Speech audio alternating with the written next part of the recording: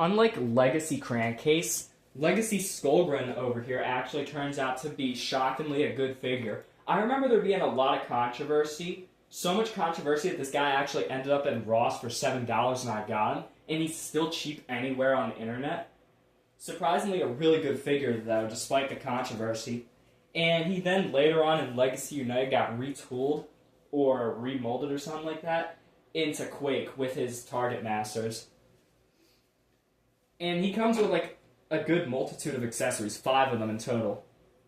He comes with these 2 cannons, and you can combine them to form a scrap maker from the Cybertron video games.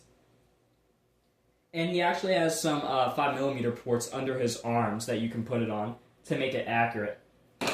And he comes with these 2 swords, Combiner Wars style. The swords are rubber, however. Like that. These aren't 5mm ports on there. They're hover pads, I think. I don't know. It's for vehicle mode. And then he has this tailpiece that comes off at the back that can be used as a connector for vehicle mode as well. Now, as for the articulation, a lot of people shamed this figure, but it's actually just really good. So first of all, he can do that. His hand can fold out like that, but no wrist rotation, which I thought was cool, so you can have like his sword just pointing out like that, like I had it in the beginning. Or you could fold it up like that to make it look like battle damage, or for like another 5mm port, I guess, like an integrated weapon. Or you could just completely remove it if you wanted battle damage, which isn't that hard. And his legs can go like that. This rubber piece right here is like the thing that I think didn't make it sell the most, because it's just so rough and it feels like it's gonna break. It's pretty hard to move, but it's still a worthy figure. And he goes out that far. That did not sound good. I did not like that snapping sound. Anyways, his feet can point down like that. They don't point down that good. They can just move to the side like that, a complete right angle, surprisingly. His arms can go out that far. And his head can look up a lot. Obviously, it can't look down at all. It can go in a 360 rotation. His horns collapse, and this is what I don't like about the articulation. It's for transformation. So he's kind of like TLK Megatron. His horns up there can go down also for transformation, but I guess you could use it to show more emotion. Oh, and did I forget? He has a waist swivel. You just gotta kind of move the tail around. Overall, I think he's like a really good looking figure. He actually looks like a pancake from this angle now thinking about it. Yeah, but not just that, but I think like another reason this figure wasn't that great was because of the color scheme they gave it. I don't think this is like an accurate color scheme, and also a lazy color scheme.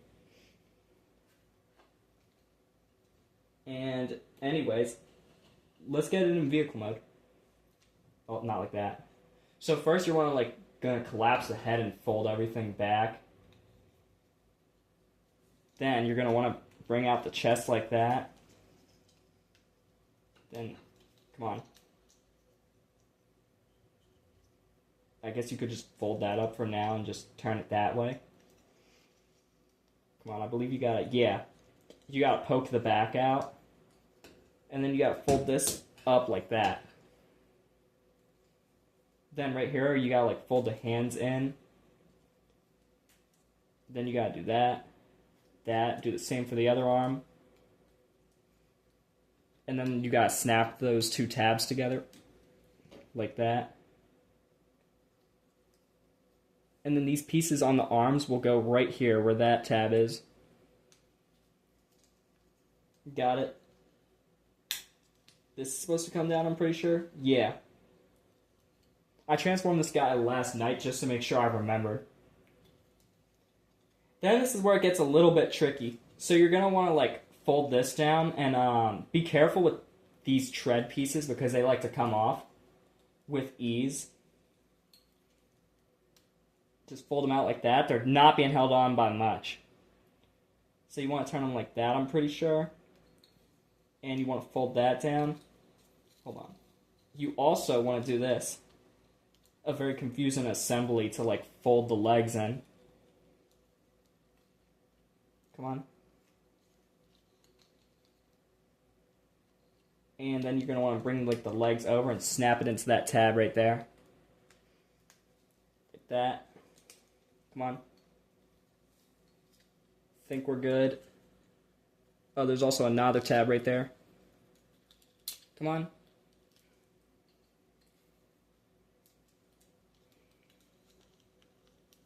Come on. It's taking me a while. I'm just going to leave it like that. It's supposed to snap in right there.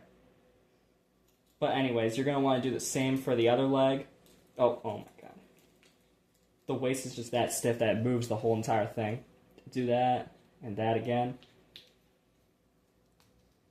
Fold everything in.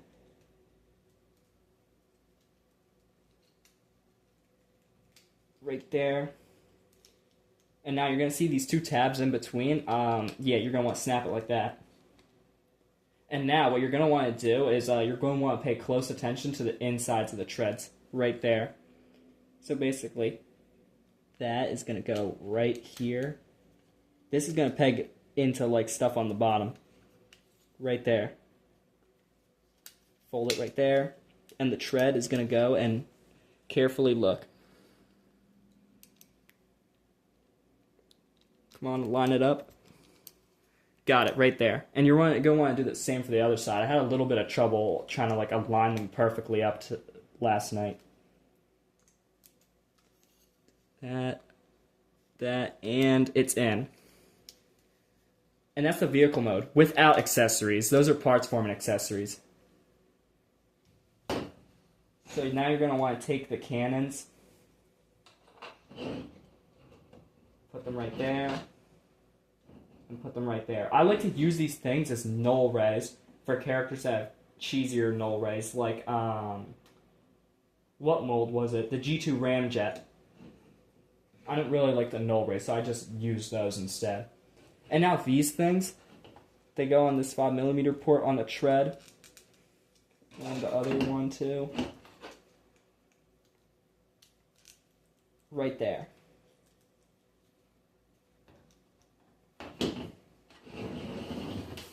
And there he is in his vehicle mode. People were saying this was like a brick. I can see that, but it's not that much of a brick. However, when I did hate this figure, I could actually see how people were also calling this a chocolate bar. I can actually see it. The pink and the gray.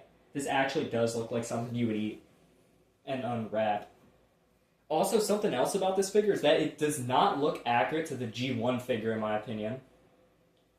It's not supposed to be exactly accurate, but, like, it should be more accurate than that. I feel like they could have done better. There's the underside. The only thing peeking out is his head. There's not much you can do about that. And one thing I wanted to show... Hold on, let's transform him back.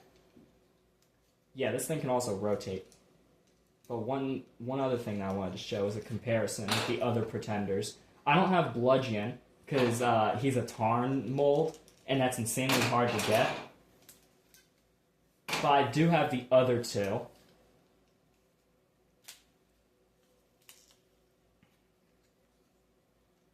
Come on. No, it's the wrong way. Right. Yeah, like that. It would just snap off.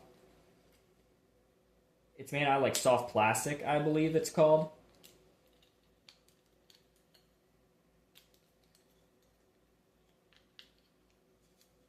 Whoops.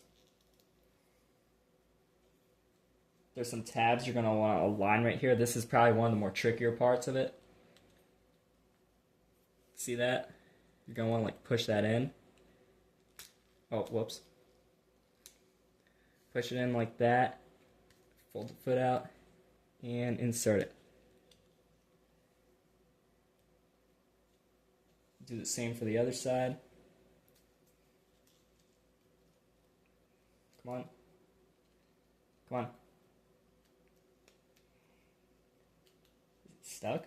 No. There we go. Once more, you're going to want to bring this out.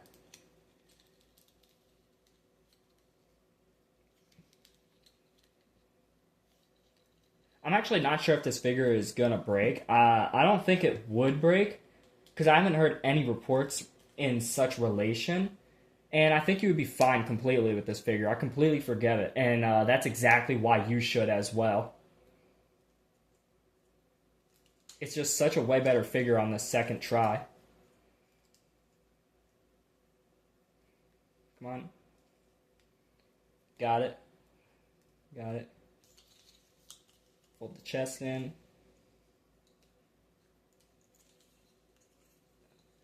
It's about to be a little bit confusing. Oh, got it.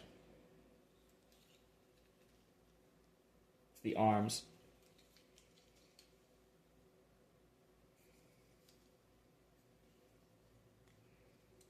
What the? Got it.